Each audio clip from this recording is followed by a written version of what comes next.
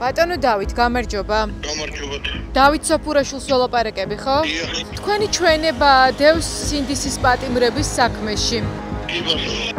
დაზარალებულად გამოაცხადეს ხარება.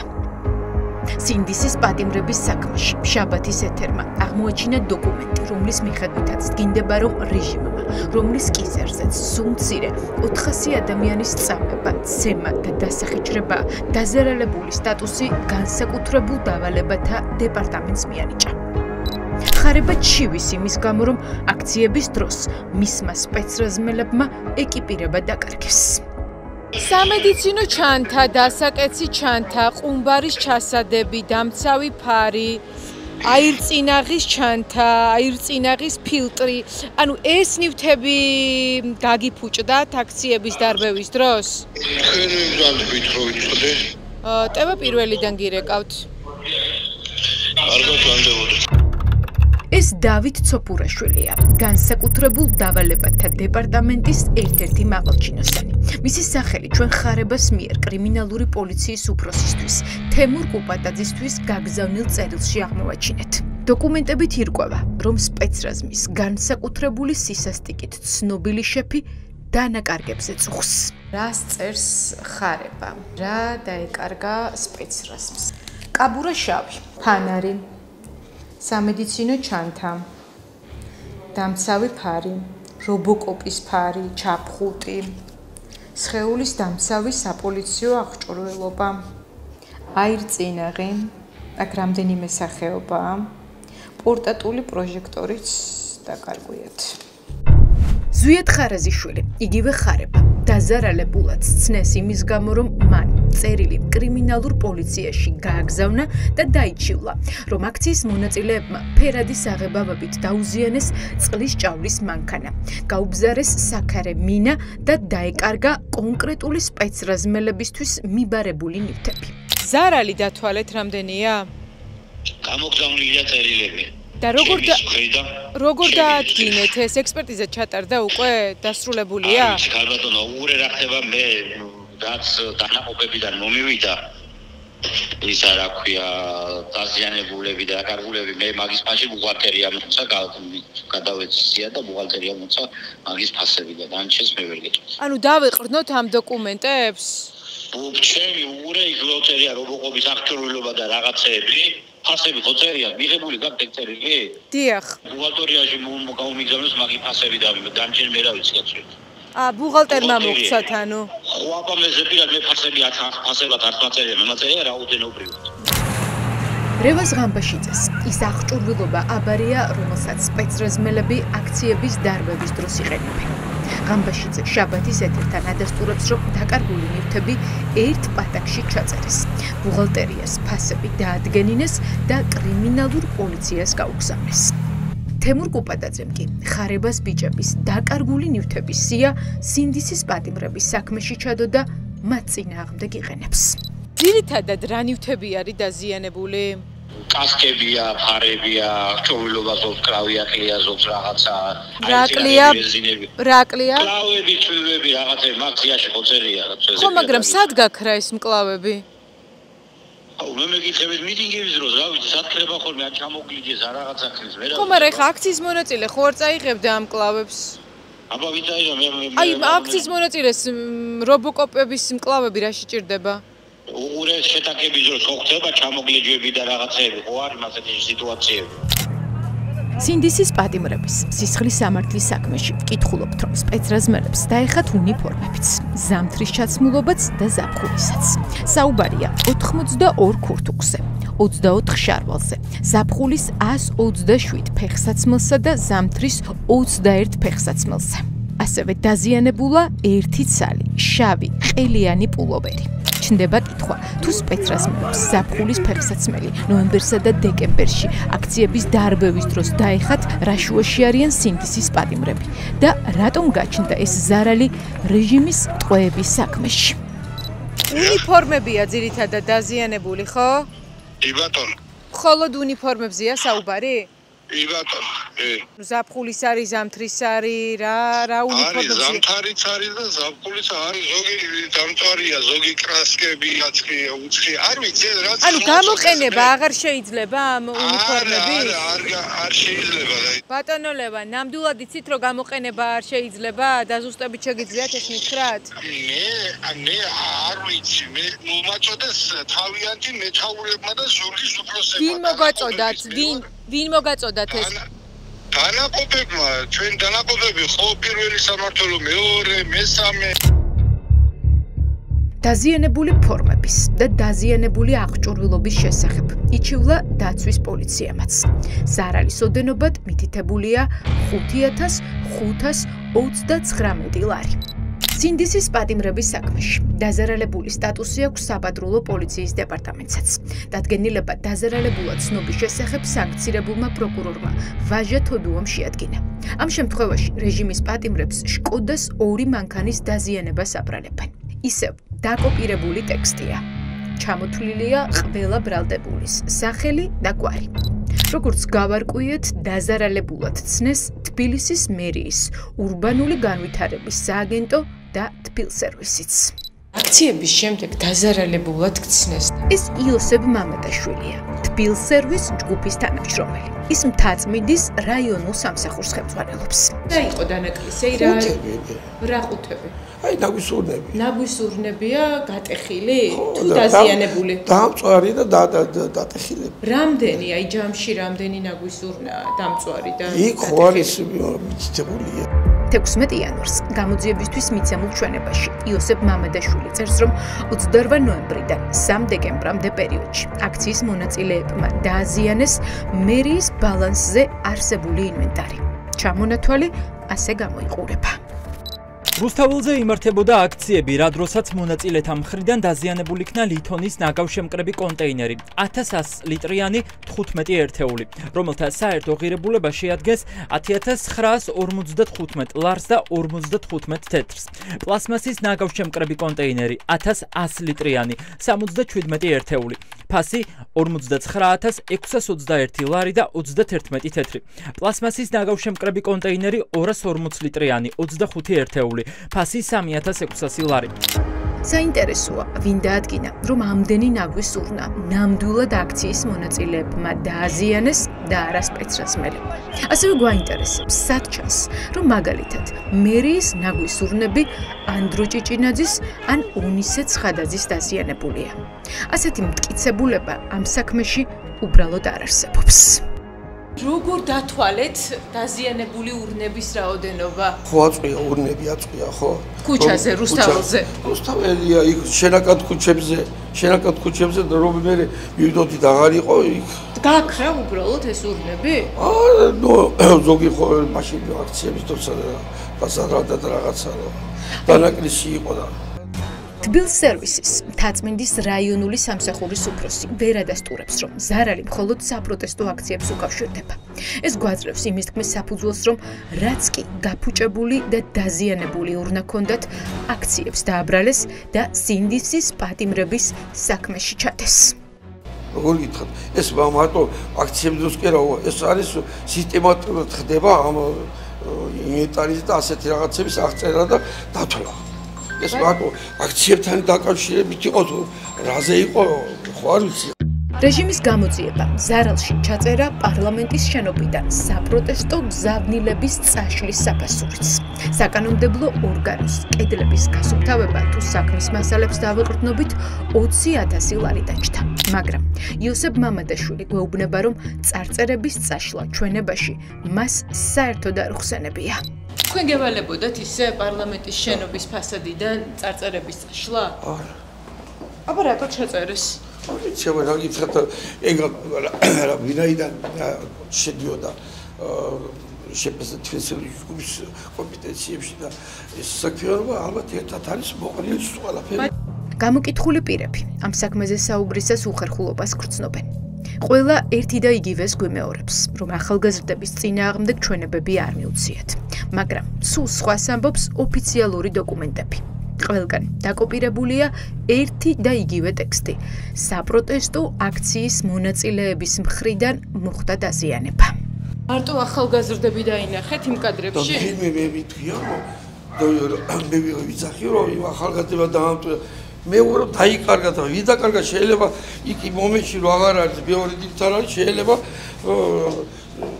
ვინ დაამტვრია. იცით თქვენი ჩვენება ვის საქმეში დევს? თბილისის მერია კი ჩივის განადგურებულ ბუჩქებზე და ბალახის საფარზე. ამ შემთხვევაშიც გვაინტერესებს, ვინ დაადგინა, რომ ბუჩქები აქციების დარბევის დროს ხარებას სპეცრაზმელებს არ გაუთელავთ და ეს მომიტინგეებმა გააკეთეს. დაზიანებული იქნა 88 ერთეული ბალახოვანი მცენარე, რომლის ღირებულებაც შეადგენს 1496 ლარს, 28455 ერთეული ყვავილი, რომლის ღირებულებაც შეადგენს 24186 ლარს, 4800 კვადრატული მეტრი ბალახი, რომლის ღირებულებაც შეადგენს 82080 ლარს. საერთო ჯამში ზიანი შეადგენს 226363 ლარს და 75 თეთრს. ლევან დივნიშვილი მერიაში გარემოს საქალაქო სამსახურის ლანდშაფტის დაგეგმარების განყოფილების უფროსია. ჩვენებაში ისწერს, რომ აქციის მონაწილეებმა დააზიანეს ათობით ბუჩქი და ყვავილი. პარკებისა და რეკრეაციული ტერიტორიების მოვლა პატრონობა მერიას დაქვემდებარებულ შპს ეკო-სერვის ჯგუფს ევალება. ახლა სწორედ ეკო-სერვისში მივდივართ. ამ სამსახურს ასახელებს ჩვენებაში ლევან დივნიშვილი. Საიდან ადასტურებს რამდენის არის ზიანი? არ ვიცი, ჩვენც ეგ გვაინტერესებდა, ამიტომ მოვედით. აი როგორ დაადგინა აი ეს ზიანი, აი ამდენი ლარის ზიანი როგორ დაადგინა? თვითონ საგამოძიებო ორგანომ, ანუ რატო არ მოვიდა ჩვენთან გამოკითხვაზე, ან ჩვენი იურისტი რატო არ დაიბარა? არავინ არ დაკავშირებიათ თქვენ? არა. ანუ პარლამენტის შენობის მიმდებარე ტერიტორიაზე ბალახოვანი მცენარეები, ბუჩქები, აი ეს ყველაფერი. თუმცა პროცესუალურად ჩვენ უნდა ყოფილიყავით მინიმუმ გამოკითხული. ეს ინტერვიუ პირდაპირ მტკიცებულებაა, რომ ლევან დივნიშვილმა გამოძიებას ჩვენება ისე მისცა, რომ ეკო-სერვის ჯგუფისთვის არც კი მიუმართავს. გამოდის, რომ ზარალის ოდენობა და მასშტაბები მაქსიმალურად გაზარდეს, რომ ჩვენებებში შთამბეჭდავი რიცხვები დაეწერათ. ბატონო ლევან, თქვენ დაზარალებულად გცნეს აქციების შემდეგ და რატომ შეგიძლიათ მითხრათ? კომენტარს არ ვაკეთებ აღნიშნულთან დაკავშირებით. საცხლი ოლიგარქია! რთულია ამ ციფრების ნამდვილობა დაიჯერო. საქმის წაკითხვის შემდეგ იჩნდება განცდა, რომ რეჟიმმა ხელოვნურად გაზარდა დანაკარგების რაოდენობა და სინდისის პატიმრებს უსამართლო დააკისრა პასუხისმგებლობა. გამარჯობა. ბატონი ჰამლეტი აქ არის? შეგიძლიათ დაუძახოთ ერთი წუთით? წევა პირველიდან ვარ ნადა. ეგრეთ წოდებულ დაზარალებულ უწყებებს შორის ლიდერი პარლამენტია. შენობა, რომლის მიმდებარე ტერიტორია 3 თვეზე მეტია პროტესტის ეპიცენტრია. 2025 წლის 17 იანვარს გამოიკითხა პარლამენტის სამეურნეო უზრუნველყოფის დეპარტამენტის უფროსი. ისიც წერს, რომ აქციის მონაწილეების მხრიდან დაზიანებულ ან განადგურებულ იქნა პარლამენტის ბალანსზე არსებული ინვენტარი და ინფრასტრუქტურა. 98,000 ზარალი როგორ დათვალეთ ბატონო ჰამლეტ? მე არ დამეთვლია მე. აბა ვინ დათვალა? საიდან შემოდიგებ. ბატონო ჰამლეტ, ჩამოვითვალეთ რა, ფარდები, ჟალუზები, კონდიციონერი. მე არ დამეთვლია და მებრძანდი. ვინ დათვალა აბა? მებრძანდი. ვინ დათვალა მითხარით? რა სიით იყავით პოლიციის განყოფილებაში მისული? თქვენს კაბინეტში ჩავყვეტეთ ბატონო ჰამლეტ? ვინ მოგცათ სია? აი რა ფურცლით მიხვედით პოლიციის განყოფილებაში? შეგიძლიათ მაჩვენოთ ეს ჩამონათვალი? მე ვერაფერს ვერ მოგცემ ჩამონათვალს. აბა რა ჩვენება მიეცით? მიბრძანდეთ მეთქე პასუხს არ გცემთ გასაგებად. ბატონო ჰამლეტ, თქვენ ხო მიეცით პოლიციას ჩვენება? მიბრძანდით. პოლიციას თქვენ მიეცით ჩვენება? აბა რა არის გაყალბებული არისო? მე ექსპერტიზა ჩაატარეს თუ თავად დაწერეს ციფრები. ამის შესახებ ინფორმაცია პარლამენტის თანამშრომელმა არ მოგვაწოდა. მაგრამ ჩვენებაში ისწერს. A, B და C კორპუსების ფასადებსა და შიდა პერიმეტრზე შეიცვალა დაზიანებული და ჩამსხვრეული 176 ერთეული მეტალოპლასმასის ფანჯრების მინა პაკეტი. ღირებულება 53012 ლარი. შეიცვალა დაზიანებული ფარდა ჟალუზები, ფასი 8327 ლარი. აღნიშნული ფარდები ძირითადად იყო დამწვარი და დახეული, ხოლო ჟალუზები დამტვრეული. შეიცვალა დაზიანებული ქსოვილის ფარდები. ღირებულება 9550 ლარი. შეიცვალა სხდომათა დარბაზის, კენჭისყრის სისტემების და პარლამენტის ცენტრალური სასერვეროს დუმბლირებული სერვერის უწყვეტი ელექტრომომარაგების მოწყობილობის ოთახის პრეციზიული კონდიცირების დაზიანებული ერთი დანადგარი, რომლის ღირებულებად შეადგენს 27293 ლარს. დანადგარები იყო დეფორმირებული და ვერ ახორციელებდა თავის დანიშნულებას. ახლა სხდომათა დარბაზთან მივდივართ. ვცდილობთ დეპუტატის ოთახიდან შევიდეთ სივრცეში, სადაც პარლამენტის ეგრეთ წოდებული წევრები მუშაობენ. გვინდა დავადგინოთ, რა პერიოდის განმავლობაში იყო გათიშული კონდიცირების სისტემა. აქციების შემდეგ გათიშული იყო კონდიციონერი. არასოდეს. აქციების პერიოდში 1000%-იანი ვიცი, იმიტომ რომ ეს ხალხი ისა რა ხქია არ გაჩერდებოდა არც თანამშრომელი და ისე ყოველთვის ჩართული იყო. აქციების პერიოდში დემონსტრანტებს პარლამენტის შიდა ტერიტორიაზე მოხვედრა არ შეეძლოთ. საკანონმდებლო ორგანო სრულად საპოლიციო ძალების განკარგულებაში იყო. პარლამენტის ეზოთი დაწყებული, კაფეტერიით გაგრძელებული და დეპუტატის ოთახები დასრულებული. ამიტომ ჩნდება კითხვა, როგორ უნდა დაეზიანებინათ სინდისის პატიმრებს კონდიცირების ცენტრალური სისტემა. იქნებ სპეცრაზმა დააზიანა, როგორ მიხვდა პარლამენტი, რომ აქციის მონაწილეს დააზიანა. შიდა სივრცეში აქციის მონაწილეს რა უნდა მითხარით? ქუჩიდან, გარედან მხოლოდ ერთადერთი კონდიციონერია დაზიანებული. დაახლოებით 350 ლარიანი. ის ჭიჭინაძის ქუჩის მხარეს იყო დამონტაჟებული. პარლამენტის აპარატის უფროსის კაბინეტია? კი, ბოლოში და გარედან არის გარებლოკი და ის იყო დამონტაჟებული. პარლამენტში ვერავინ გვეუბნება, რომელი კონდიციონერის გაფუჭება ბრალდებათ აქციის მონაწილეებს. არადა საქმის მასალებში ამაზე მთელი ოქმია შედგენილი. ჩნდება კითხვა, ვინ დაადგინა, რომ კონდიციონერი, რომელიც ზამთარში დეპუტატებს ათბობს, სინდისის პატიმრებმა დააზიანეს. მუშაობდა თქვენი კონდიციონერი იანვარი-დეკემბრის თვეში? ამას მეკითხებით რა თქვენი საქმეა კონდიციონერი. შეიძლება გავარკვიო უბრალოდ მუშაობდა თუ არა თქვენი კონდიციონერი? კომენტარს დაუკავშირდით და გეტყვით რა. საქმის მასალებში ჩვენ ვიპოვეთ 3 კომპანია, რომელმაც ვიტრინების დაზიანების თაობაზე პოლიციაში განაცხადა. ერთ-ერთი დიდარი ქართველების რჩეული მაღაზია, ბოსია. რომელი ვიტრინა იყო დაზიანებული? აი ეს იყო.